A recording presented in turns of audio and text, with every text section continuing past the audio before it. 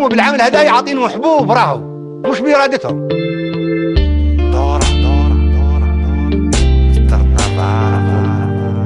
إذا لم يتحقق كل هذا أنا بعد ذلك سنعلن الزحف، سنعلن الزحف المقدس. أيوة، وأنا راهو معمر القذافي قائد أممي، أنا دافع عني الملايين، أنا سنوجه نداء للملايين من الصحراء إلى الصحراء، وسنزحف أنا والملايين لتطهير ليبيا شبر شبر، بيت بيت، دار دار، زنقة زنقة، فرد فرد، حتى تطهر البلد من الدنس والإرجاس. لا يمكن نسمح لليبيا تضيع بين يدينا بدون مبرر في غوط الباطل. من يسمح بهذا؟ أنا معي الملايين ومعي الله الذي نصرني على القوة العظمى الكبرى.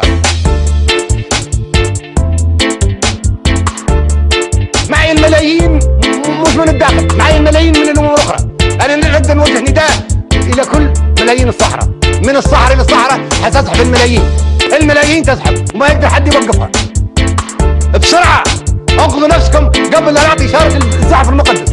الليلة زحف سلمي، الليلة زحف سلمي من الداخل، من داخل المدن، من داخل القرى، من داخل الواحات، لإنقاذ أطفالنا والقبض على اللي يغرب أطفالنا. هذه الليلة تعملوه الليلة بكرة، تطلعوا للشوارع.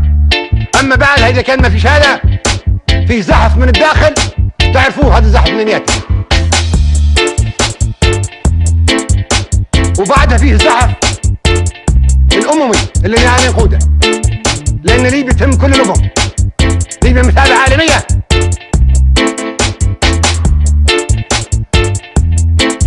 أنا قاعد هنا ما يكذبوش عليكم، أنا نمشي فنزويلا والله أنا يخلي جسمانع الشهيد عبد السلام بومنيار، أول شهيد سقط في الخمس عام 1911، ونعدي لي فنزويلا والله يكتب علي التاريخ. يخلي المجاهد محمد عبد السلام بومنيار قبره في الهادي، والمجاهد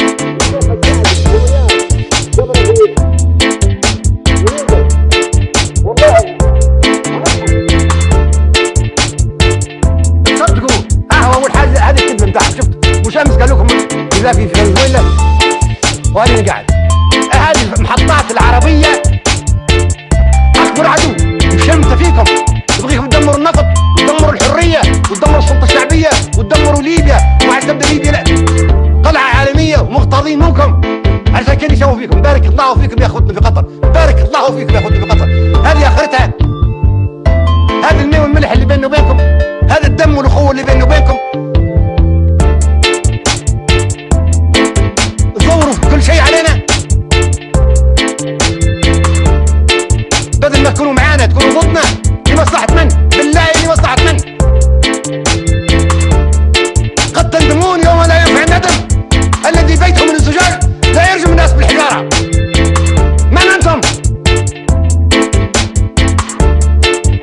دقت ساعة العمل، دقت ساعة الزحف، دقت ساعة الانتصار. لا رجوع، إلى الأمام، إلى الأمام، إلى الأمام. ثورة ثورة.